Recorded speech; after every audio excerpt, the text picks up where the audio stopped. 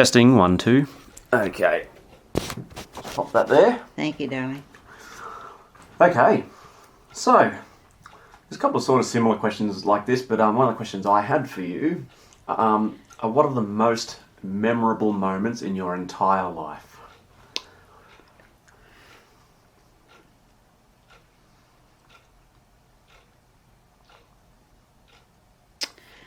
Oh, God.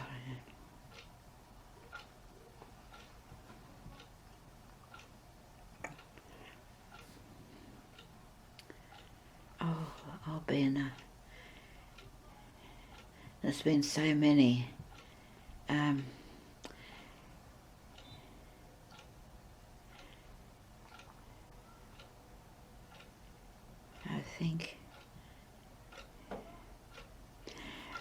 I think when Rob was so ill and he was facing that huge operation the next morning, Chris and I were allowed to see him, and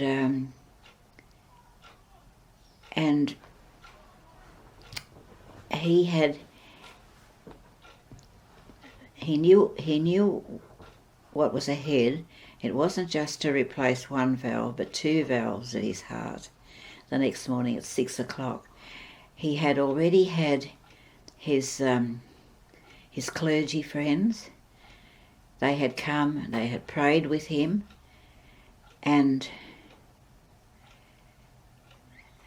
he'd had Holy Communion. And when Chris and I came in, we would be the last people to see him before he went down, before he was dossed down for the night's rest. He was, I think his whole demeanour, his face was sort of a glow, and he was so much at peace, and we prayed with him very briefly. It was more heart-wrenching to us, I think, but to see him was an absolute wonder. To see how relaxed he was. He wasn't. He knew where he was going. If the Lord was going to come and take him, he knew that. He was very conscious of the Lord's presence with him, and he was like a person. It was almost like the Transfiguration. It was just lovely. And Chris and I, as we came home, we had that image of him, and it was just, we were at peace.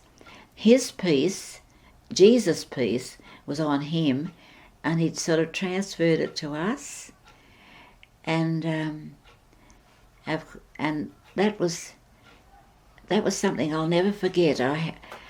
I went into, because I had.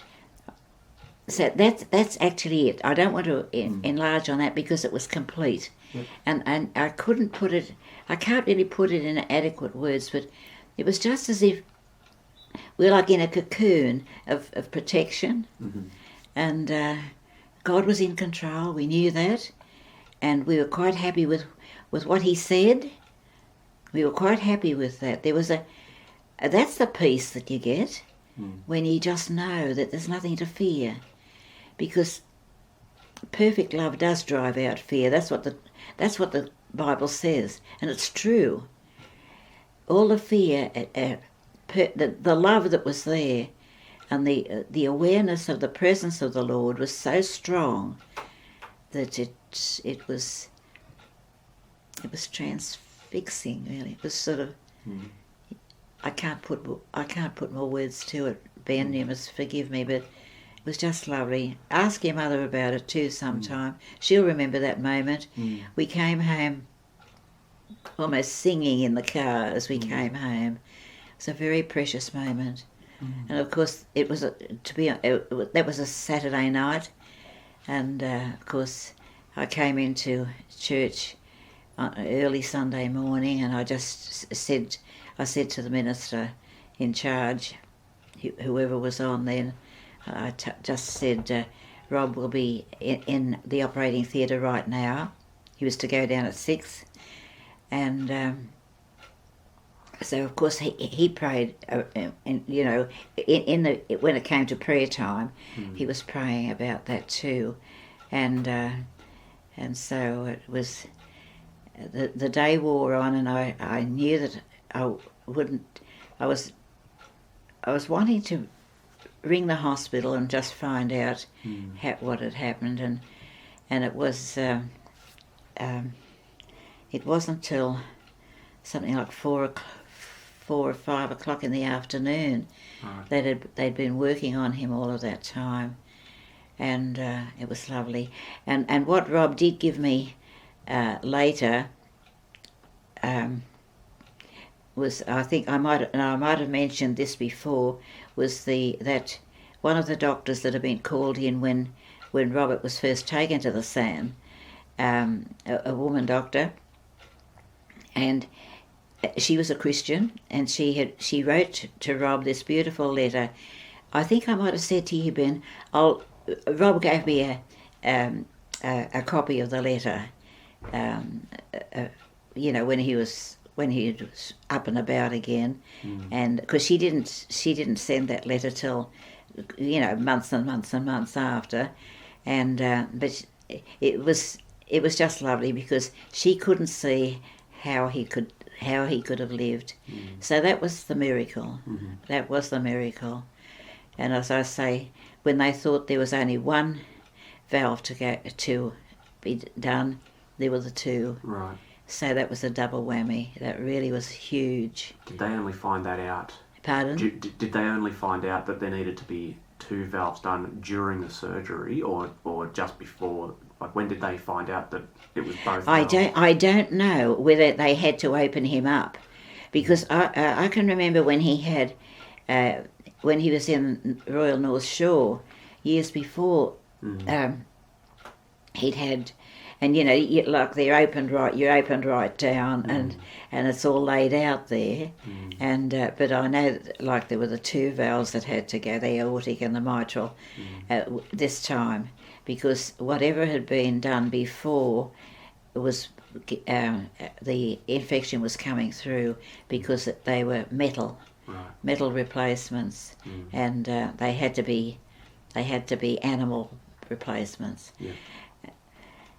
And so, from a doctor's point of view, it was a challenging thing for the team that was. I wouldn't know how many doctors were in there, but the Lord, Rob got the very best anyway. They were highly quite qualified people, and it's lovely to get the feedback from the doctor's point of view. Absolutely. You know, and from her perspective on it. So that will always stand out in my mind as something to praise God for. Yeah, I'm amazed and have so much respect for doctors and the nurses, and Exactly. You know, I mean, you can't really, like you say, you know, it's inadequate to find the right words sometimes to describe it, isn't it? Like I just think that they're absolutely amazing what these people do, and I mean, what they live for. I mean, this is their life. They save people's lives. Absolutely. You know. And they go on learning, and they are lifesavers. They really are wonderful people, absolutely dedicated to the task. Yeah. It's So when he was under the knife, and you said you wanted to ring the hospital to find out how it was going, but No, I'd never do that, because you don't get any. They can't at that point. You get nothing is coming through.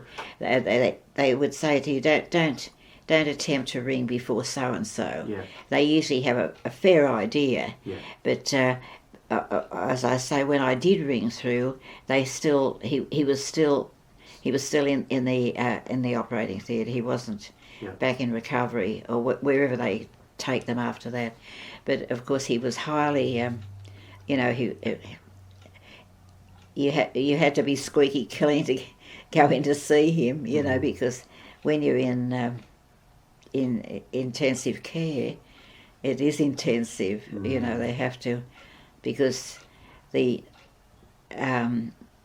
the more skillful the doctors are getting, the stronger the germs seem to be. That's to right. sort of count, to fight Yes. the good work that's being done. Yes. And so at every turn you find you've got to wash your hands and Yep. and certainly don't touch the patient and stuff like that. So So do you recall then the first conversation that you had with the doctor or whoever it was after the surgery? I didn't see any of the doctors. Okay. So No. who communicated to you that he had survived the surgery and that he was okay? And... Well, on that Sunday afternoon, late that Sunday afternoon, they said yes, he was good. He was back. He was in what we'd say is intensive care. Yes. Yeah. He was back somewhere, Yeah. and or in recovery or whatever they called it, and we were able to. I think nobody could see him. I think. Look, I'll have to check that with your mum, because I can't remember if they said, look, don't come in, or whether we were allowed to come in. But I know later on, because Marcus and Leanne, Leanne was very, very much pregnant at the time. She wanted to just go in, and I remember we were all in there. We didn't even have to go in singly, and we're all in there together, and just because he turned a corner, good enough to, to have people coming in, and so it's just one of those miracles, just miracles, and so many people were praying. Of course, all of his congregation were on their knees for him, and so that's all I want to say about that. Yesterday, this is a little aside that's got nothing to do with it, but yesterday when Rob came for lunch, he evidently when he had got to, when he was coming down, he was just up near Rookwood Cemetery, coming down that highway, and a call was coming through on his mobile, and he was able to pull off the road to take it, and it was one of his parishioners to say that could he possibly, her mother was dying, and could he possibly come. Obviously, the mother had only been given. The doctors had said she'll die today. They'd given her she was on death's door, and so Rob didn't tell me until he'd had his lunch, and he said, "I'll have to cut the visit short today, Mum, because I'm going to see this lady." And so that's the sort of life he has. He is great at people's death when people are on their deathbed. He is just great, and so many times not that he shares very much with me, but if he feels that it's right to share, just that I can be praising God. People, as long as they're lucid, that they have really come to the point where they know that Jesus died for their sins, and they want to, and they make that decision, although they've got no life left. Their trust is completely in Him, that their sins were dealt with on Calvary's cross, that sort of thing. And so because Rob's a very gentle, he's a person that listens, and it's good to be a good listener. And he would come really right alongside them, and it wasn't like a quiz that he gives them. It was just a gentle way of sort of saying, do you know that how much God loves you, that you are loved by the King of Kings? I don't know what he would say, but he would gently just explain the truth to them, and so many have come to the Lord. So many Robert will see again, and because they did accept their sins were wiped out, they accepted that, and they praised God for it. Even with their last breath, they could they could even utter their own little prayer so often. I'm not saying they all could. Every case is different. But it was just, that's something that Rob does excel in. He is a pastor. He's not just a preacher, he's a pastor. He has a pastor's heart for people. And that is so beautiful, because so many of our ministers have been good preachers, but their pastoral work hasn't been all that crash hot. And that is, Jesus said to Peter, feed my sheep, feed my lambs, to be like a shepherd to people, to pastor the flock and to point them to the great shepherd. And care for the flock, really care for them, visit them when they're sick, go to their bedside when they're dying, minister to them, while they're alive, and even till the last gasp. Really, that's what the real pastor does, and as I say, some do and some don't, and sometimes I get a little bit sad.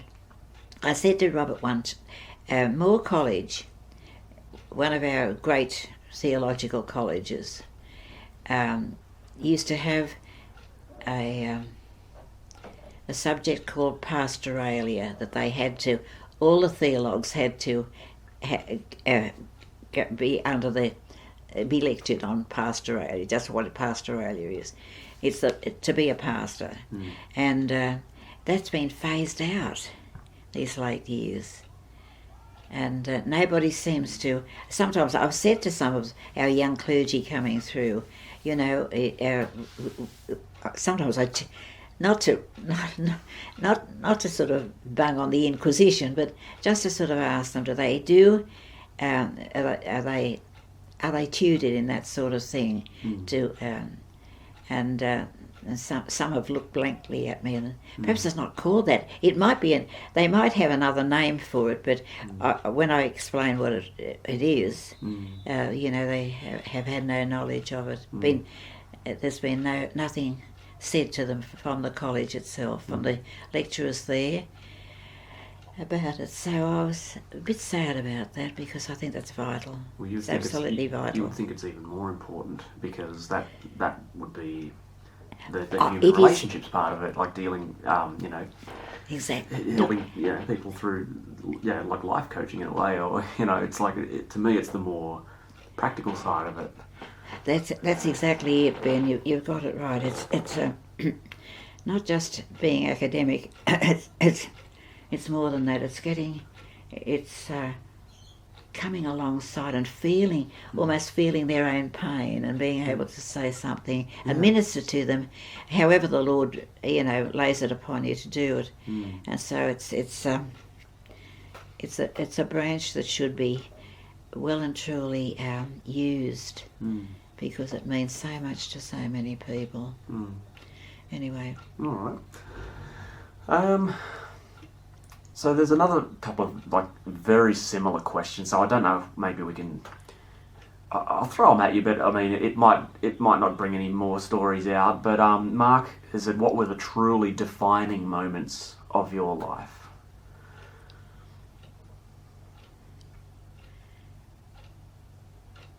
Defining moments of my life. Well, I suppose my own conversion. That was like a revelation, a sudden revelation.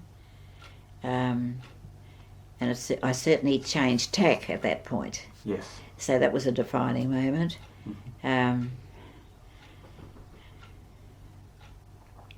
Another, I suppose, Marcus's birth was another one, being so incredible. Can you tell us a bit about that? Why was that incredible? I think we've done that one, haven't we? Have we done that one?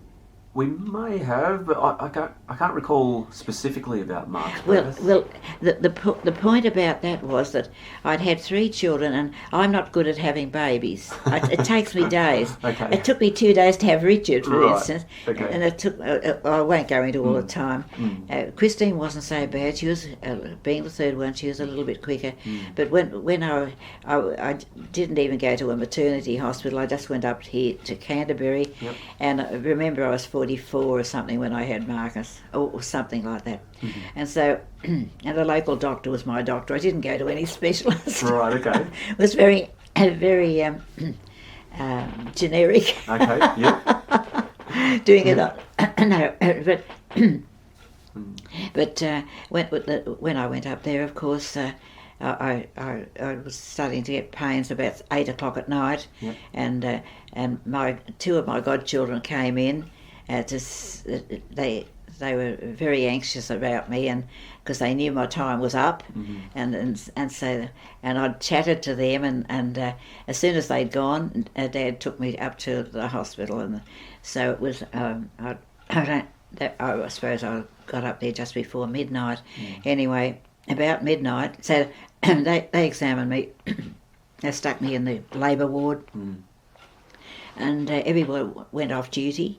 And then anyway, as the pains were rolling over me, I was Remember, this is the first baby I had as a Christian. Okay. As a Christian, I want you to keep that in mind. And as the first pain came, I flung out my hand. I said, "Oh Lord Jesus, please hold my hand." Have you heard this story before? I don't think so, no. Oh, right. And I just flung my arm out like that. And I said, "Please hold my hand." And he did. I could feel, all of a sudden, my body went sort of limp. And I thought, oh, that's lovely. Next minute, he was born. I'm not kidding. And I sat up in bed and I said, "Is anybody there?" Oh, so no one was even there when you actually No. when you came out. No, exactly. Oh, right. Exactly. And then they all came in and they're slapping things over my face, to put me out to it. And I'm thinking, "You silly goose, here's the baby. What's the matter with you?"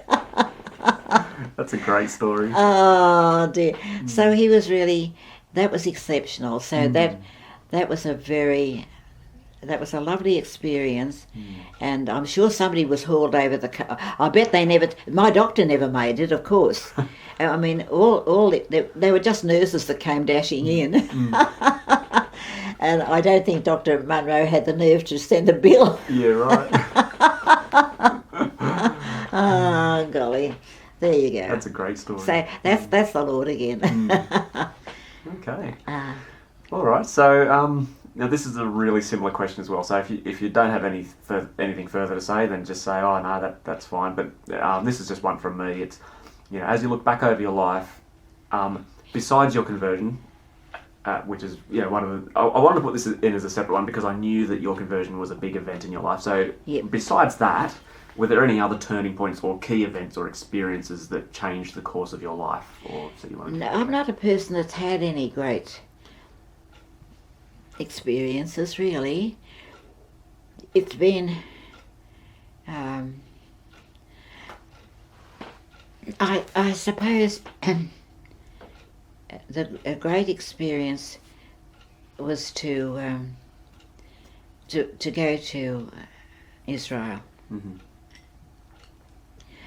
On our world trip with the healing ministry from the cathedral, we were going to visit Christians in community. That meant first of all, our first big stop off was with the Mary Sisters in Germany, in Darmstadt, and then we were going to go across to Israel and spend a couple of weeks in Israel. Wonderful walking, knowing that on this spot Jesus' foot would have, on the steps going up to the high priest's house. Yeah. Those original steps are still there. And to be at the Sea of Galilee and see that's you couldn't do it because it's a big sea, and it's you couldn't say Jesus was here, but just to sort of get the feel of Jerusalem itself, to walk around the walls of Jerusalem was lovely. That they were lovely points of wonderment, more than just like this. The world's got wonderful scenery and breathtaking scenery. You see the falls of Niagara and on these wonderful things, but when there's something that's connected with your faith, it's just lovely. And Israel. After that, I couldn't be bothered going anywhere in the world unless it was back to Israel. And I would still go if I was able. I would still go, and to just to be there was marvellous. With Christian company and rich fellowship from fellow Christians. It was just a marvellous time. And then we went across and went down to Texas to the Church of the Redeemer, and which was very charismatic, and lived in the households there with people that were. This church suddenly it was an absolutely huge church, and. The Christians there wanted to reach out to people with needs in the community, and me and another Christian were placed in a household of a husband and wife with one child, and it was a big house, and they had opened their house to drop out people just to come and live with them, and there were I think there were 3 unattached men and 1 woman. I think that was living in the house. At the house, we were all in this house together, and at night time, we would. They'd been druggies. They were trying to get themselves off drugs. They weren't Christians. They were just people with needs that had come to the church to get a handout, and so they were invited in. And I remember we sat up one night after tea, and they were telling us, me and my friend, my Christian friend, the story, and their host and hostess, of course, the story of their lives, and that one man his wife had left him, and he'd come home one day and found the whole house stripped clean of everything. She'd taken everything while he'd been at work. All the furniture was gone. And the place was empty. And he was so shocked. He'd had no inkling that that had happened. And so he hit the drugs and the bottle and everything else, and he was in the depths of despair. And he just came into this household, and the Christian couple who owned the house do, they never asked questions. They just loved them and attended to them, gave them their food and their lodging and helped them. Never inquired about what their background was, and so this was a wonderful night of. The 4 of them, these 4, the atmosphere was so peaceful and so sort of private, and they all opened up about what their life had been, why they were in this house, and it was just a revelation. And I've probably have written down when I went to bed that night, but we stayed up practically all night because it was so wonderful, and that we prayed with them, and they were coming to, I believe by the time they left that house they'd be born again Christians in the full sense of the word. You could see them suddenly coming under this. It was just loving them, just caring about them. They'd been hurt by the world. They just felt life wasn't worth living, and they came into these households were all in this church. They were all like that, like that. People that could accommodate dropouts were happy to do it, and I was just privileged to be in that particular household and to hear those stories, and we had great fellowship. We're only there a couple of days, and but it was just a wonderful experience. It really was well worth thinking through, and the power of God. It was just saying it like it was and sharing it with sympathetic people that were just there to help you. It was like a healing thing for them, for those dropouts. It was just healing them, and I quite believe that many of them were beginning to, they certainly were, because it's turning aware of God's love, because God's love is expressed through his people so often. They could sort of see that. And so that was just lovely. And so after that, of course, we came home. That was the end of we were away something like 56 days, I think, from the time we left here to the time we got back. And there were so many things when we went into the cathedral, because they were all people from the healing. I used to go into the healing ministry, as you know, every Wednesday night, and we had great fellowship and a lot of sharing. Canon Jim Glennon had us standing up and sharing some of the things, and it was just such an ongoing blessing. So, yeah. Thank you. Yeah, I haven't been to that part of the world, but it's on my list. But I want to go to too many countries. I don't think I'll get round to all of them. But well, you just never know, Ben. And if the Lord wants you there, you'll be there, all right. Or if I win the lottery. Exactly. I think money does come into it. You can't just say, I want to go. Therefore. That's right. Okay. So my next question, this is one from me. What are the biggest or most important life lessons that you have learned? What are the biggest and most important life lessons? Life lessons.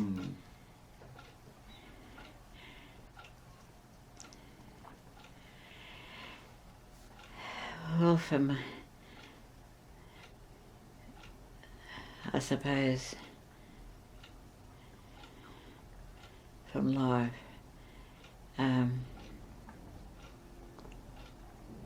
Well, maybe this might help you. What would you say you know now about living a happy and successful life that you didn't know when you were 20 years old? When I was 20 years old now, when I was just that age, I suppose I always I was quite a romantic thinking young person. I always thought that all I wanted was to meet somebody nice that I would marry, like the happy ever after thing. That was my goal. To be happy ever after. I loved stories because I was even from a young child, I used to love the stories like that. The princess and the prince driving off into the sunset on white horses and stuff like that, and so that was just to be. I had no ambition to be a successful woman, like in any field, and I certainly didn't have any academic qualifications because I couldn't have gone to university if I'd have passed all the exams to get there, and higher education, and nothing, that would So I just sort of felt that I hadn't thought about children, but I just thought that would be nice to be really happy all my life. Mm-hmm. And because I came from, my parents were very faithful parents, and there wasn't a great exhibition of love necessarily. They weren't people being British. They were more restrained. Mm-hmm. You know, these times some people are very flamboyant and very outgoing but I was very secure. Can I put it that way? Mm-hmm. I was very secure in my home, and so I thought, oh, that'd be nice just to be happy. Yeah. I just wanted to have a happy life. I really didn't have. I wasn't a person of great ambition, Mm-hmm. Mm-hmm. and so when I met Dick, I didn't think much of him at first. Like he was just somebody that was good at dancing, and that was fine. But he sort of worked on me, and he was always there. Mm. And I think, and it just sort of evolved, and I did love him, but it took a time. It wasn't a sort of an instantaneous thing. Yeah. I think that's the way it always goes. I wouldn't know about other people. I've never asked them about that. Yeah. And so, to me, see, I'm not a person of ambition, but I feel, now looking back, I feel, Lord, that's exactly what I wanted, and you have fulfilled that abundantly. Abundantly. And I look at the family. We've got no divorces in the family, apart from poor old Marcus. Mm-hmm. Disaster. And so, Ben, I can't say any more. That's fine. No, excellent. Thanks, Grandma. Okay.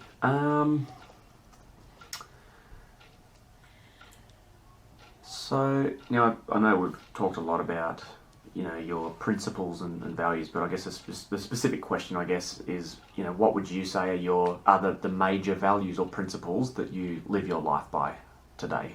What is now come?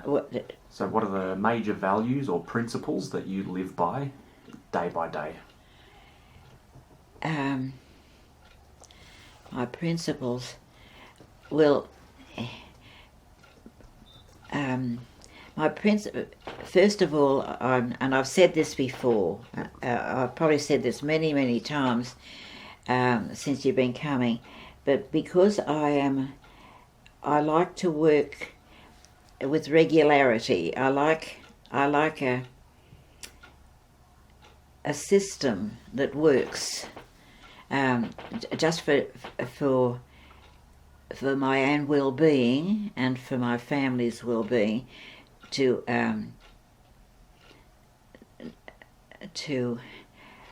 I work by the clock, by the way, and living on my own now, of course, it's different with a family.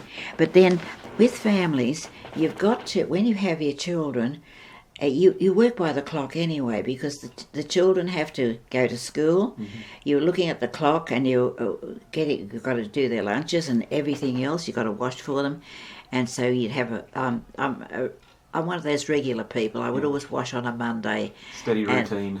What was that? A steady routine. A steady. Ben, that is it exactly. A steady routine that gets everything done finally. You'd iron and so on and so forth at certain times. The house would be done at certain times. It's just a regular routine. I'm a routine person, and to that point, thinking about that, I still work to the clock. I still get up at the same time. I was always a 6 o'clock person. As a child, I would be up at 6 o'clock. I'd be in bed at 8 o'clock. These days, I'm up at 6 o'clock. I'm a 10 o'clock person. Yeah. So, because it takes me longer to do everything. Now, wait a minute. Getting back to, I don't want to get off the question. No, you're right. Say that again. So, what would you say are the major values or principles that you live by? Now, the principles. So that's a way of living a life whereby you are clean and your house is reasonably clean. It's just plain untidy now because I can't help that because I can't work the same. But it's always terribly untidy. Principles are honesty. The principles of when people ask me that I would give them an honest answer, that I would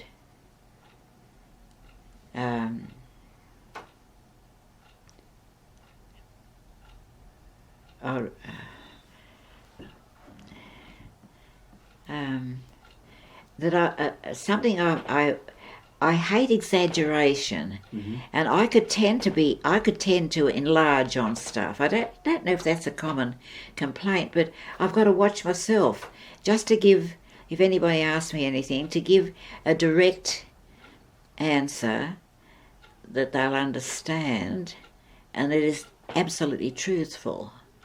I think to be honest is so important. To be honest, to be a good neighbour. I like to think I'm a good neighbour. No, I used to be able to be a good neighbour. I don't see my neighbours very much these days because they're all at work. But they are good and they're very kind to me. And if I can do help them out anyway by just allowing them to use my driveway or stuff like that, to be available for people and so on and so forth. And so principles for life, principles. The principle of what? I like to be regular. I like to keep my word. If I say I'm going to do something, to do it. I've got to do my Bible study for tomorrow, which I haven't done, and so to get that done. And yet now that Kim is continuing to ring me every afternoon, I've had to be prayerful about this, Ben, because when we do our Bible study together, I'm crouching over this table. Yeah. I cannot. I might have mentioned that to you before. Yeah. And I had a terrible. This week on Thursday, I had the needle in my eye. And I knew that I can't see that. I had to tell Kim days before that I wouldn't be able to give her. We wouldn't be able to have Bible study because I can't see. And but the night before, I had no sleep with my back, and I'd had to, because it didn't suit her one day to have Bible study.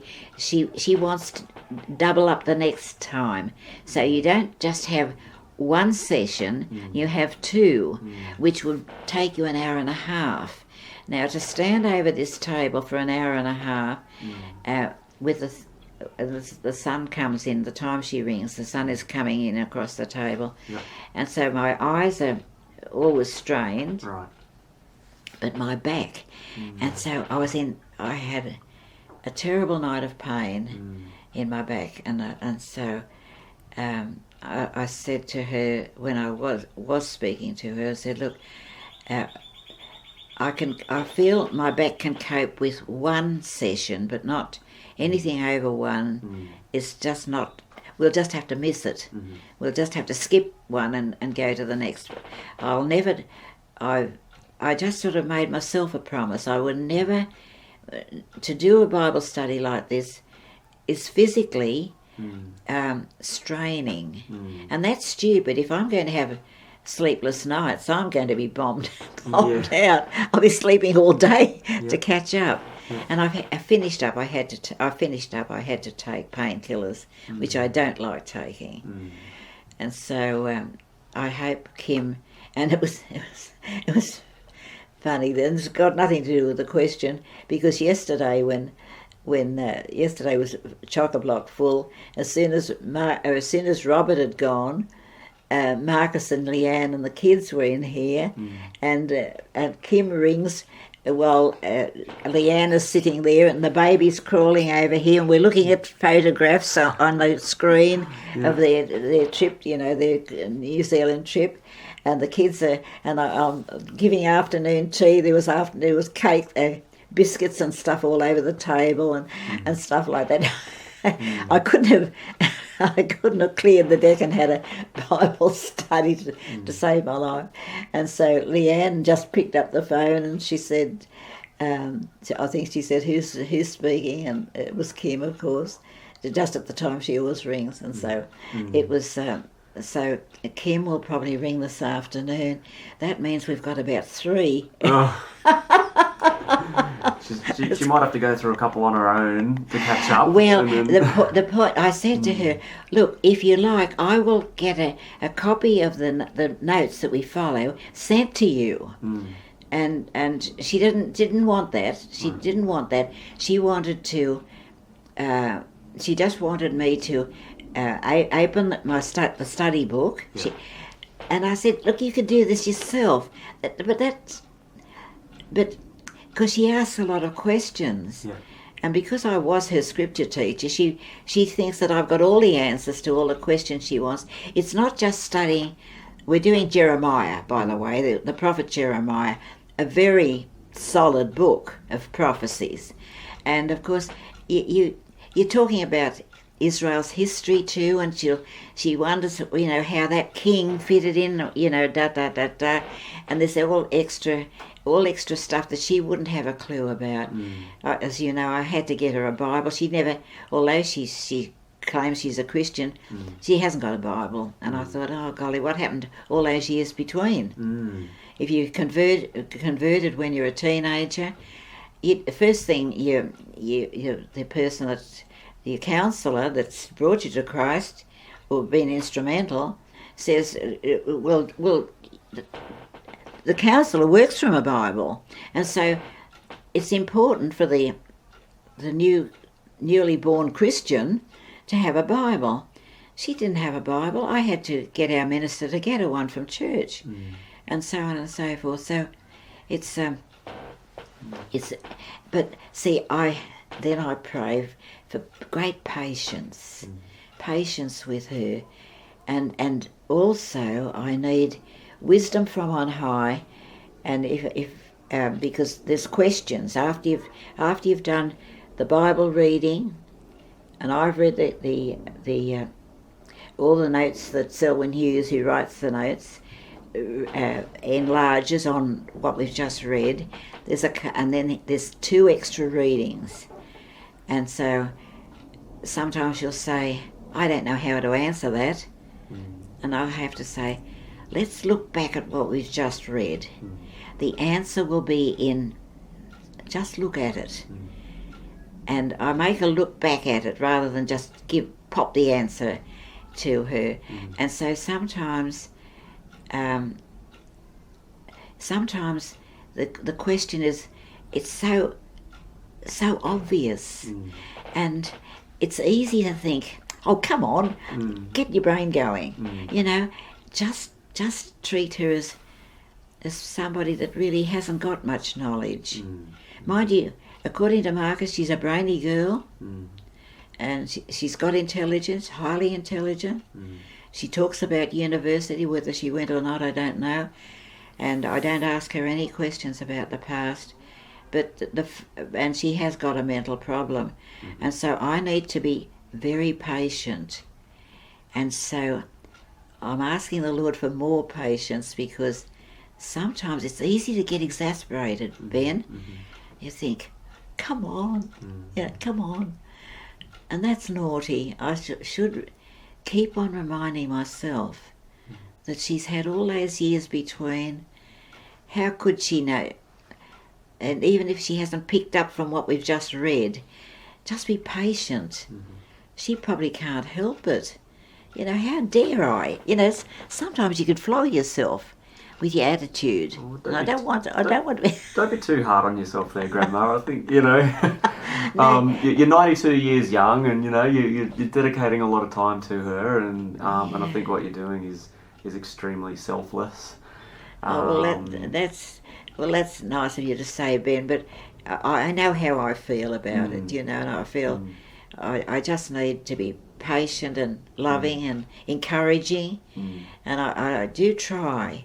And I really try, but I have to remind myself, it's got to be a self-discipline. Yeah. Okay. So good. So honesty, patience. Yep. You mentioned. Yes, and no exaggeration. Yeah, When no, it, no when you embellishment of stories or responses to questions. yes, exactly. And there was something else that you mentioned a minute ago. That I I can't forgot. think of Ben. I can't think of anything else. Is it honesty, patience, and there was something else. I'll listen to the recording later anyway. But that's good. Thanks, Grandma. Okay, darling. So now this is a bit of a different question, and again, this is one of my questions. If you could take I'll start again. If you could take one earthly possession with you into the afterlife, what would it be? If there is anything. One earthly possession. It wouldn't be an object. It wouldn't be an object. In fact, there would be no objects going into the afterlife. That's ridiculous, because it's and I've got. There's nothing, because what can I take? God has given me everything. God has given me everything to be used, and all He requires of me is my obedience and my love and my absolute gratitude for what He has done. So there's nothing that I would be taking. Fair enough. I'm just happy to be there. Okay. That's it. And God said that I will be there, so Yep. I take nothing, absolutely. All of this stuff, it's only temporary stuff that we use here, Yep. and to be used for not just for my benefit, but for the benefit of other people. Okay. See, I had Michael again this week. Did I tell you? No, last week you mentioned that he came in, but Yeah. Well, he rang me up. He rang me up the night before I was having my needle, and he said there's a big meeting in the Fireys headquarters is in Alexandria, and headquarters are there. And he'd been, as an inspector, up north, he had been called in to attend it. And so could he come and stay in the flat? Of course you can. Kaya wasn't with him, just Michael, and so he stayed there, and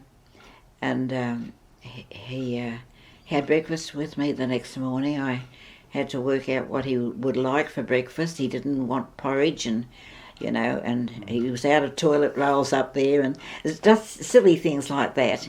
And then he went off, and he said, "I'll be back tonight. I'll be back later," because he was going to do the city to serve today. Oh, yeah. And so he was going to be. He left. He must have come in. He had to come in the second night, and I presume gather up all his bedding, and then because there was something else on with the Fireys, and he said, "You'll probably be in bed when I get back." So I didn't quite know what that meant, because Marcus was coming in yesterday morning, and I thought it'd be awful if Michael was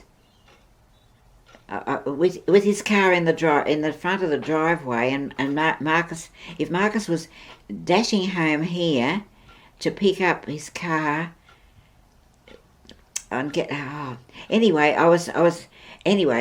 The point is, I went to bed a bit later than usual, and Michael wasn't in, and so I thought, oh golly, I'll probably be fast asleep when he does come in, and he would still have to come in the front door because he couldn't get round the back. Because of Marcus's car, Right. and so I knew he'd be passing by my bedroom door, walking right through and getting up there, and then getting his bedding and getting out again. And funnily enough, I did wake at 2:00. My mental alarm clock went off. Yeah. I didn't intend to, and I could see lights flashing on my ceiling through my window. Yeah. So I knew there was something. I could hear sounds. So obviously Michael was there, and anyway, obviously, when I got up in the morning, his car had gone, so that's what had happened. Yeah. And he hasn't got back to me, so he'd be back up north now. No, he'd be doing his run, wouldn't he? Yeah. City to surf. And Michael, as you know, Marcus and Leanne and the baby are doing the city to surf. Right. Okay. And I think our organist was going to dash. He always does the city to surf too. But Michael is one that is often in the front runners, because he was always a runner. Michael was always a runner, and he's done all his training. Yep. And every year he was up there for 11 years, and every year he'd be in the city to surf, and he'd be telling me when it was all over the time that he'd done, and how the winner had beaten him by da. I got all the stats on that one, so. Yeah. I've only done the city to surf once. It must be a killer. Well, I mean, I'm not the fittest person in the world either, and of course I did absolutely no training leading up to it.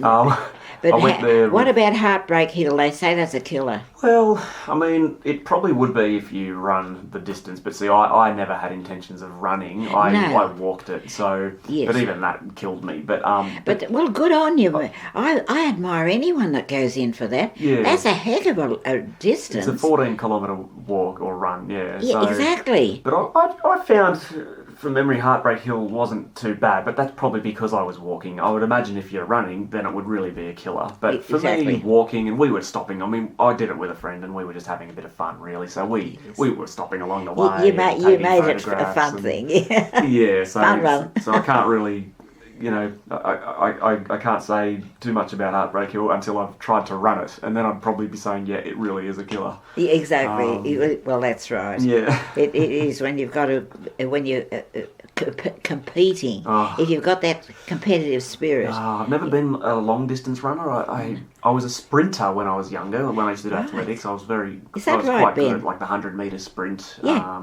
But I never liked doing the longer distances. I think for me, prolonging the agony was not my choice. I'd rather just do a short burst, slog my absolute guts out, and then done. Then we're finished, rather than these long sort of... Oh, that must be very taxing, very extremely taxing. And for some people that get hamstrings and goodness knows what in their muscles, that must be dreadful when they're tearing along and something happens to the muscles in your leg. Horrible. And then you're out of commission for days and weeks. Exactly. Not my cup of tea. No, it's not. Oh, no, it sounds horrendous to me. Oh, very good. All right, so one last question from me, and then there's a couple more from Mark and Ross and Beck. Yep. So my question here is, do you have any regrets? Any regrets?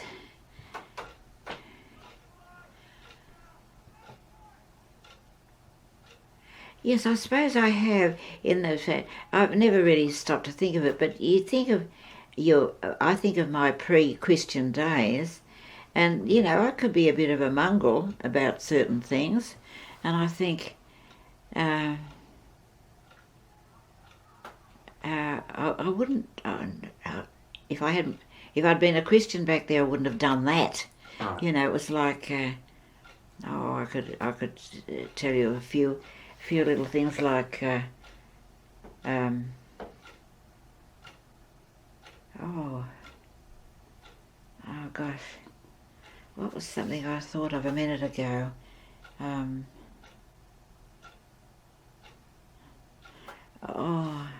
deceived somebody. Just forget what it was. Oh, Ben, I'd have to think that one through. Regrets, yes. And I thought, that what an awful thing to do.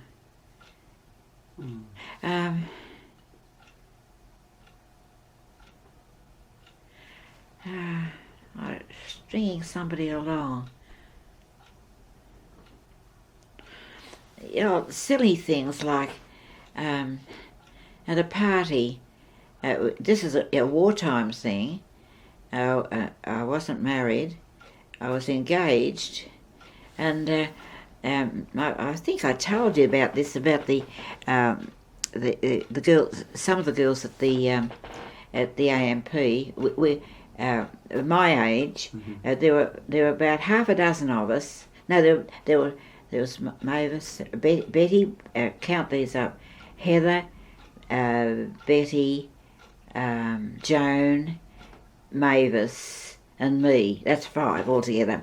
Now Mavis was twice our age. When we were 16, when we joined the AMP, Mavis was the secretary to the general manager. She was a woman of 32, and she used to. We used to somehow or other. She Heather, one of my age persons, used to always have lunch with her in the luncheon room. They used to buy their lunch and sit at the table, and so Heather and Mavis got very. They were great mates. They were both great readers, and they had a lot in common. And so Mavis had a bachelor flat in King's Cross. Okay. And she, somewhere along the line, she had met up with an officer in the Americans were here. She was she was going with this American lieutenant or something, whatever he was in the army. I think he was an army man, and she was going. You know, he was an older man, like she was like not old at 32, but he wasn't just a teenager. He was a very responsible sort of a fellow, and anyway, so in her flat in Tusculum Street, King's Cross, she put on a party for the fellow. I forget his name. This fellow she was going with. I think they'd become engaged, and so him and his mates came, and there was one for each. The same number of men came as us, and as us girls, and so the night wore on, and I remember having some sherry, and that's about all I didn't drink. They were drinking all sorts of stuff, but they were all very orderly. It was very, very well run thing, you know. And anyway, as the night wore on, I'm thinking, I'm looking at my watch, and Dad always said, you know, curfew, be home before 12 or something like that. There was a time limit, and anyway, this it got to the. I said, look, I've got to go. There was one of these American soldiers attached himself to me, and he was sort of, and towards the end of the night, he said, he proposed to me, and I said. He said, "Can we become engaged?" Because Mavis was engaged to this fellow, and I said, "Oh no!" I was wearing an engagement ring. I was engaged to Dick, and anyway, and he didn't bother with any of the other girls. He said he just latched himself onto me all night, and he was quite a nice, pleasant sort of a man. I can remember. He was quite nice, but I said absolutely not. And anyway, bit by bit, the girls started to leave, and I said, look, and this fellow, I forget, he wasn't the one that was going to take me home, or was he? He said, well, I'll take you home. And I said, no, I can get the tram. I was hoping, because the trams would run, albeit at half light, everything was sort of muted, and anyway, practically everybody had gone, and I said, well, and he fell asleep. He fell asleep in the lounge room, and of course Mavis was still there. I think Mavis's fiance had gone too, and it was just Mavis and him and me left. And anyway, he sat down and he fell asleep, and I said to Mavis, look, my father will kill me. It's getting late. And anyway, in the end, Mavis woke him up. And so he hailed a cab and got me down to Watson Street. And I thought, oh, golly, this is really bad. How am I going to get in? Because I didn't have a key. I was supposed to ring the front doorbell and be in, before curfew, and so that's when because he had to go back to barracks. He was wide awake, and he didn't get out of the car with me, and I finished up. That's when I finished up climbing through the bedroom window. And I knew my grandmother because I slept in my grandmother's. We slept in the same bedroom, and I had a terrible feeling Granny heard me get in. But that was the only way. I didn't want to wait. The ire of my father would have been more than I could have stood, Ben, honestly, because he would have. And nothing happened. I mean, the fellow didn't assault me or anything. There was no violation, but it was just that he fell asleep, and the time had gone. And I said, look, with hindsight, I wouldn't never dream of doing that. I was a bit of a goose, and that was sort of a silly. It was just a silly sort of a thing, but I felt dreadful, and I always wondered if Granny told Mum about me getting in through the window, because Mum didn't. Next morning, Mum said to me, "I didn't hear you come in last night." Okay, yep. Because their bedroom was right by the front door. She'd have. Well, I didn't have a key to the front door, did I? I had no way of getting in except through the window. But I had to get the ladder because my window was high. Anyway, that was a stupid thing. But I can't think of anything else that I regret, darling. I don't never regret marrying Dick, and I never regret any of the children, anything that the kids did. I never regret taking too strong a hand with them. I can't think of anything that I thought, Ben, I just can't think of anything. That's all right. That's probably a good thing.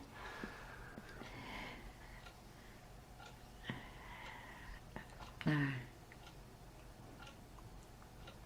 There must be something. I'll probably think of something in the week. That's all right. We can come back. Yep. All right. So Mark wants to know, what words of advice would you offer to your grandchildren and great-grandchildren? What?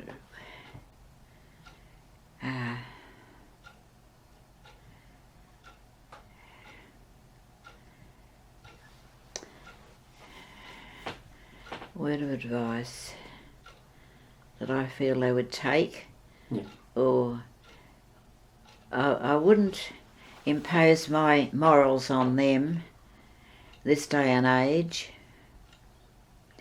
much as I would like to. That's in a point of fact, but advice, I would say,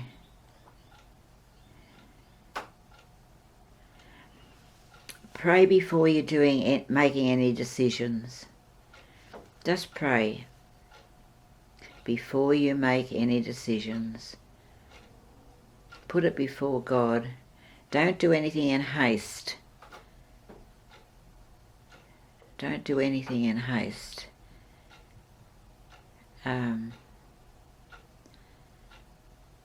If in doubt, talk it over with a fellow Christian. Talk it over with God first. Run it past a mature Christian.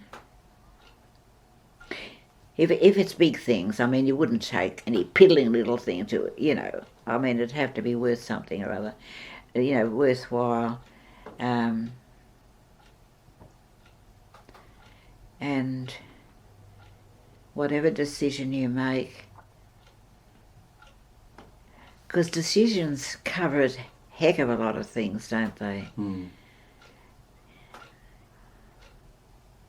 So, do nothing in haste, I'd say. Do nothing in haste. If you're being asked for a specific decision, wait on the Lord in prayer. Mm-hmm. That's all I could say. Okay. Because I know what I do whenever I'm in doubt and it's something really big, and I think I've said this to you before, Ben, I put down a fleece before the Lord and I go to His Word. I've done this in extreme cases. This is only extreme cases. I've picked up my Bible, particularly my Amplified. My Amplified is one that I used to use that a lot. I liked it very much. And I would go to my Amplified Bible. I've done it in perhaps only twice in the last 10 years. And I look for a key word that is relevant to the decision I've got to make. And I open my Bible at random. And I read both pages.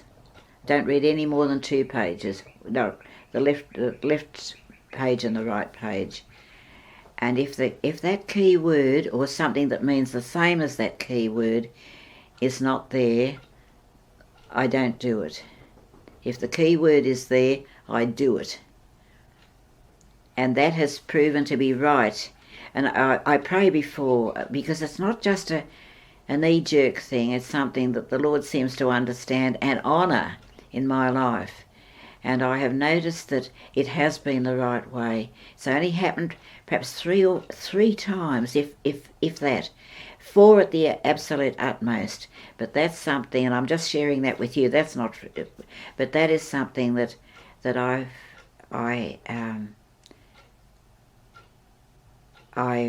live by, because it's been important enough to know that I'm going the right way, and it has always been for the best. And so that's just simply me. I'm not saying that's for everybody, but it certainly is for me. But certainly on other things, pray about it. Just put it before the Lord. And if you get a quiet spirit about going this way or doing that, I take it that you've given it to the Lord, and He's given you a peace about that way. And I can't ever remember a time that it hasn't been right. Mm-hmm. It has always proven right. And the Lord knows that I agonise about doing the right thing. That has been very important to me. And so it's. I only wish I'd been a Christian earlier in my life. But I'm so grateful. His grace is absolutely incredible. He had patience with me. And it was obviously the right time. I probably had to learn by all those mistakes, and see the difference and enjoy the blessing and have a quiet spirit. Have a real peace. So, yeah. Okay, good. So Ross would like to know, who were the biggest influences in your life? Biggest influences?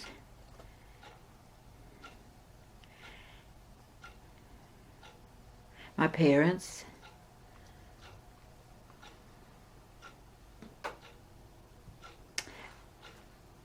And my grandmother, of course.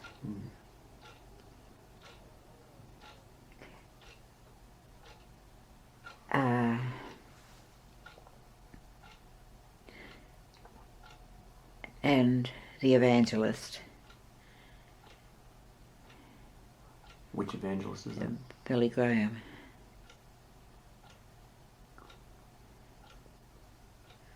They have influenced my life.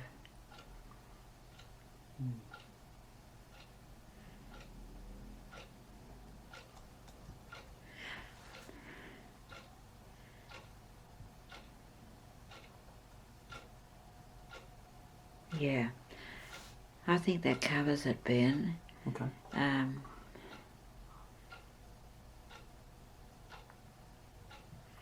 I can admire other people, but that's different to being in for.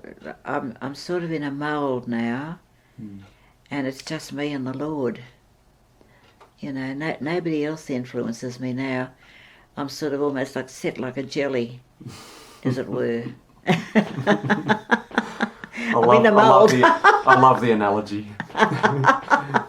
My grandma set like a jelly. Exactly. Love it. Oh, golly. Okay. Good. So, a few questions from Beck. Yep. So I thought this was an interesting question. She says, is society deteriorating faster now than when you were a child? Is society deteriorating faster now than when you were a child? I think there's been a...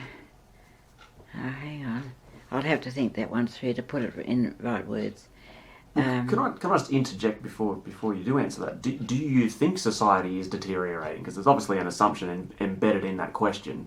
So, yes. Do you think society is deteriorating at all? Well, some things can quite shock me. I find, particularly when captions go up on the television, of the language that is being used. You know, and the slack way they talk about things. And I don't know who puts the captions up, whether that is, but the fact is that they've said it. If I like the captions because sometimes I can't quite hear what the speakers are saying, but I think that because there's more and more people on the earth, and everybody's a sinner, every single person's a sinner, and so when I think the level, there'll always be those who have got good morals. They can still slip on that though. Everybody can sin, of course, and so I think it's language that rather gets me, because I hate dirty language. And I remember at the ABC, people I would never be watching the ABC late into the night, but evidently some things that are on there, they're absolutely crude. You know, you wouldn't use that sort of language. Swearing and... Yeah, exactly, like and like derogatory words that are just filthy, you know, and the way they describe things and the casual way they treat... They treat women, and I'm not saying that some women don't deserve it, but still, it's nobody's business to label them, and when words like that come up on the screen, sometimes I'm cringing. Yeah, I really do cringe. I think, oh, come on. Our English language is so rich and so beautiful, and there's some lovely words, but there's also some very ugly words that I don't like, and it's easy for me to get a bit shocked. I suppose not so much as what is being said, but the person who's saying it. If I know the person, of course I'd be quite shocked by that. So yeah. Do you think that's a reflection of society deteriorating, or do you think I do, in the fact that when respect goes out of the window, I think it's so important to be respectful of people. You don't love all people, but respect them. You know, just give them the respect that's due to them. That without automatically putting them in the... labelling them almost as if, oh, they're no hopers or something, you know, like. But then that oftentimes it's the background that those people have come from anyway. And if a household is used to using, because I watch Dr. Phil, and sometimes, the American language is, I don't often hear Aussies using what they use. They have different expressions, but some of them sound awful to me. I don't know if that's being nitpicking, but it's quite easy for me to sort of feel a bit shocked and a bit saddened about people's lifestyle, attitude, certainly what comes out of their mouths. And I just feel sad because they've lost something that's rather precious. And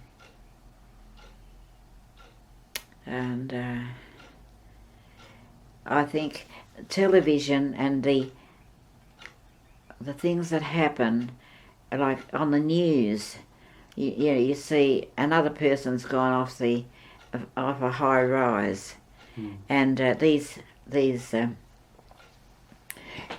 criminal acts of passion, because somebody's playing up and being unfaithful to one boyfriend, and so therefore they've got to be done in. That, and I think it's the quantity that we see. The if you watch the news, you could get really down in the dumps about people's situations, and at one stage there was that awful the death of that lady with 3 little girls in the Baden Clay murder, and then there's Pistorius down there in South Africa, and he, shooting his, and that's still in the pipeline, and there's other people pushing people off balconies and stuff like that, and so you think that's usually connected with a passion, a jealousy, a feeling that the other person's been unfaithful to you, whether they're married to you or not, and that, I think it's the quantity that we see, Ben, that can make, I don't, look, there's always been those things. I can remember as a child, there was a terrible murder down at Wollongong. A young couple were in a car, they were lovers, in a car, and a dreadful man by the name of Moxley killed them. And he was on the run.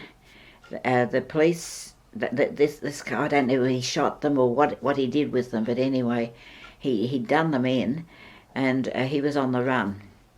And he came up, well, this was all bush at the time, he came up through this way, and finally the police got him, and he was to be hanged.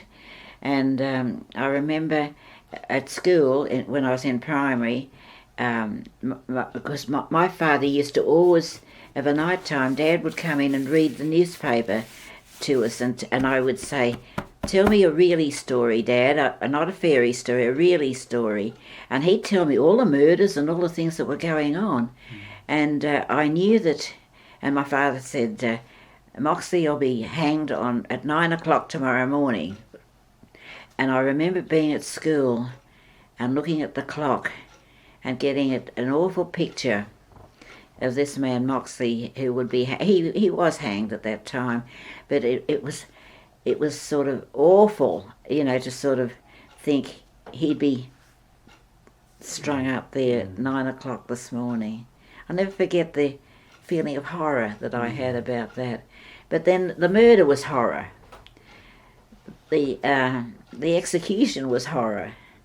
And so there's crimes all the time. And I don't know, pro-rata, I suppose when you think of the population per head, it's probably no worse than before, but it still has that sense of shock.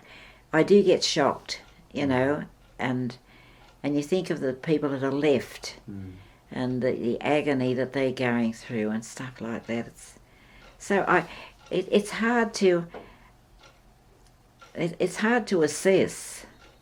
I think to Beck, did Beck give that question? Yeah. Was that the question Beck gave? Yeah. I think you hit on it. Like the key thing there is like the crimes per capita is really what you'd have to measure it by, because you're right. Exactly. The population has increased so much since when you were a little girl. Exactly. That you It's kind of probably have to the same. scale it up. Exactly. I'm sure the percentage is the same. We'd need to know the figures really, but And because you hear it all the time, and you don't ever hear it once, you switch stations and they've got their news on, and you get the same news again. The next day, the jury is still out on this case, and they go over the case again, and so it's being drummed at you more. I think we're becoming more used to and exposed to the thing than we were. Well, the shock is it's an initial shock, but it's still horrible. Like it's awful to take anyone's life, apart from just sin at its worst. No one has the right to do that, but I would say it's probably on a level. I think on average it would be much the same, because sin is sin, man is sinful, mankind is sinful. That includes everybody, and so I suppose that's it. And Jesus is the answer, of course, if we get back to that. Yeah. But and nothing will be perfect, of course, in this side of the grave. Nothing will be perfect. So I would say it's level. Okay. That would be my assessment. I could be completely wrong. That's all right. That's your casual observation. It is, And I absolutely. think that's what Beck's probably interested in, is Exactly. from your perspective. Yeah. Exactly right. Okay. You've got it right. So this next question's totally different. We'll brighten up the mood a little bit. Yes. What were your thoughts on the mini skirt when it first came out? The mini skirt. Well, I didn't like it because I think that women's legs, on the whole, the best part of a woman's leg is from the knee down, and when you look at the whole leg, it's often at the knee there, it loses its contour. It's not nearly as attractive. I think a skirt that just comes down to the knee is more attractive than mini skirts. I just don't like mini skirts. If you're wearing shorts, of course, that's a different kettle of fish. But mini skirts, no, unless you've got very good legs, people shouldn't wear. You should look at your own legs before you get into a mini skirt. The ones that can wear them, good luck to them. Mm-hmm. But the average person in the street would look hideous if everybody got round in mini skirts. I think that it'd look awful. Mm-hmm. Their knees, I think that's the killing point. But the calf is nice, I think, and that's nice, and a nice ankle is nice. Mm-hmm. And but above the knee, yeah, no. So calves and ankles are nice, knees are not nice. Got it. Well, knees can be nice, but they're in they could or they could not.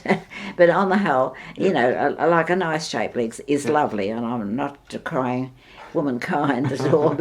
But that's great. I love your answers to some of these questions. A follow-on question to that, very similar. What were your thoughts on bikinis when they first came out?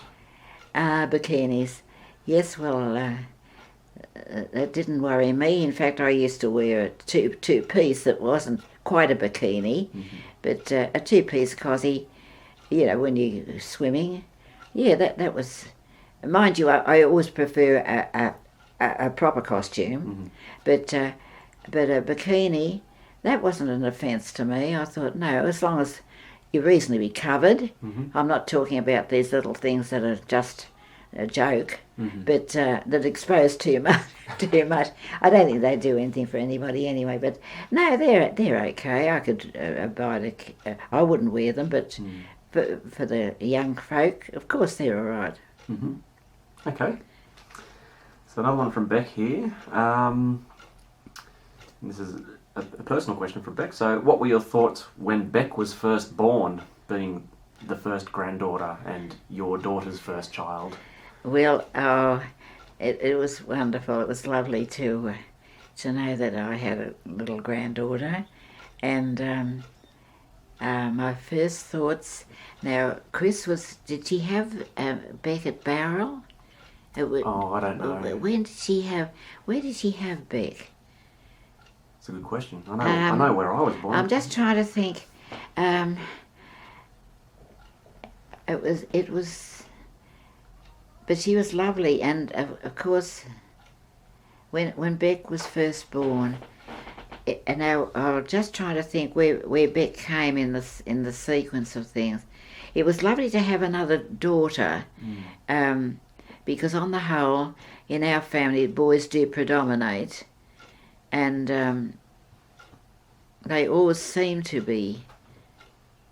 There always seems to be more boys in the Jones than the Jones family, and I know, and in both sides of no, my father was one of 3 boys, Mum was one of 3 girls. No, that doesn't go back that far. But no, I thought that was lovely. It was just lovely, and we were delighted when you were born. I'm jumping ahead of not answering the question. And we had Beck. Beck stayed with us. Uh-huh. And Marcus always remembers that. Beck was in. I remember her being in the when your mother came to collect her. I begged your mother to take you home and just get used to being at home with a new baby, and we would keep Beck for a few weeks perhaps. But no, your mother wouldn't have that. But Beck, I'd put Beck down in the cot. She was in the cot, and Marcus used to always laugh about Beck because from the time she could stand up, she used to rock that cot, and it would go up on 2 legs. It would be on 2 casters this side, and the other side would be up in the air. Whoa. She was a strong little thing, and she used to just shake it until it was almost collapsing on her. Oh. And the morning your mother came in, and I said, look, please, can we keep Beck for a while? I used to take Beck to scripture with me in the stroller. Okay. And no trouble at all. I can remember wheeling her out of the Crescent, and your mother insisted that yes, she wanted to take her home, and but on this particular day, Beck must have. Her napkin must have changed, and she'd done a great big poo, and the first sight your mother got as she came to the house to get her was Beck standing up among all. We had to really bath her before she could take her home. Oh gosh! But it was lovely. But that was when she was a few. But the initial, I suppose, when Beck was born, there was great rejoicing. We thought, oh, this is a beauty. Yeah. Very thrilled. Yeah. Okay, cool. So the final question in this topic from Beck is, Grandma, do you realise how loved you are by us? Do you realise how you have had the most amazing and indescribable impact on our lives and that of the extended family? Oh, darling. Do you realise that, Grandma? I can't imagine why. I think that is a lovely thing to say, but I can't, for the life of me, I can't imagine. It's the most beautiful thing for anybody to say to somebody else, but I don't deserve that. I really don't, because I've made so many blues in my life. But that's very lovely that perhaps all my family see me at my best. They don't see me at my worst. I don't know. I honestly don't. But it's lovely. It's lovely to be able to say that and mean it. Well. And I take that as perhaps the greatest thing that anybody could ever receive the greatest accolade that anybody could receive. I certainly don't deserve it, but it's lovely to think that you're sort of to that extent. I can't. That makes me cry, Ben. Don't make me cry. Well, there's truth, Grandma. You know, we do feel that way about you, and you do deserve it. That's very lovely of you, Ben. It's mind-blowing. It's just mind-blowing. Give me a hug. By the grace. Thanks, darling. Oh, dear. Oh, dear. Thank Best you. grandma in the world. Oh, darling, I wish it was true. It's I true. wish it was true. I wouldn't lie to you, Grandma. It's true. No, that's very sweet of you, dear. My mother would have been the best grandma too. In my thinking, I think because she hadn't really received much love in her life, I think it made. She was the most loving mother, and the most loving grandmother that you could ever imagine, and she was the one that was always got the neck of the chicken in a manner of speaking, and you know, life had her the qualities of character. Her character was so beautiful, sort of calm, and she was just loving. She was just full of love, my mum. I can only thank God for the mother He gave me, because I know her two sisters weren't anything like that. They didn't have the character that my mum had, and I can tell even by my cousins, you know, they had it a bit tough, but I always felt like a cocoon, as if I was really nurtured and just loved. My mother really poured out her love in me. I recognise that, and I wish I could find that lovely photo of her being that goes back to, probably she was only a teenager at the time. It's a profile, and she is absolutely gorgeous. And one of my a lovely family friend who was Mum's contemporary used to say to me, "Your mother had the most beautiful eyes I've ever seen in anyone."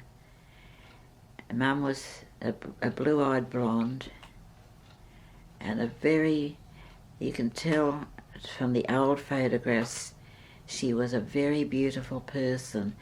Not just she was to look at, but she was in character. She really and truly was special. And I know Granny would just knew that my grandmother couldn't have lived with the other two girls.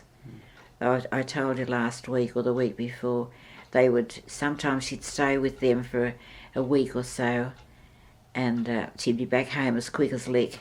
You know, she'd had enough of their I don't know, I wouldn't know how they treated her, but she never felt loved like she did with Mum, and she was always glad to get home again. And that says volumes about the mother that I had. Just says volumes. And I know from all my experience, such an unselfish person. She would go without herself, which she literally did in the Depression. She would go without herself to give us good food. She was a good housekeeper with a bit of money that Dad could earn. You'd have loved her. She'd have loved you, and she would have been the best great grandmother or grandmother that you ever had. And I can say that with absolute truth. You'd have loved her. So God's been so good to me, you know. And while Dad was stern, I've always been grateful that he was a stern dad. He wouldn't take any nonsense. He just wouldn't. And I must have been a bit of a shock to him because he was one of boys. He didn't have a sister, but I know he loved me in a way that a dad loves a daughter. But it's not like a mother's love. But it's terrific. You've got a lovely mum. Absolutely. She has a lovely nature. She really has. It passes down the generations. Yeah, it's coming through. It is. Well, it's coming. From your mother to you, and from you to my mother. Yes, that's lovely. That's a lovely thought. Well, it's if you inherit, it's an inherent thing, evidently, but it's lovely because we do love our children. They're a precious gift from God. There's no question about it. And you feel that about your grandchildren. You feel that about your great grandchildren. And so I feel rich in the right things, Ben. Yep. I really feel God has been so gracious to me. And I love grace. Grace is a superb word because it's something we don't deserve. By grace we're saved. We don't deserve to be saved, but by God's grace we're saved. And he even gives us the faith to believe it. That's grace again. Yeah, so... Okay. Now, Ben, Well, you must be at the end of these the questions. No. Ben, you must be hungry. That's- Darling, can I knock you up a sandwich? Well, let's have a break. That's the end of the sort of philosophical and sentimental sort of Right. questions and whatnot. So let's pause. We'll have a break. Stretch our legs and. Yes, that's a good This idea. one. I'm going to just kick my legs.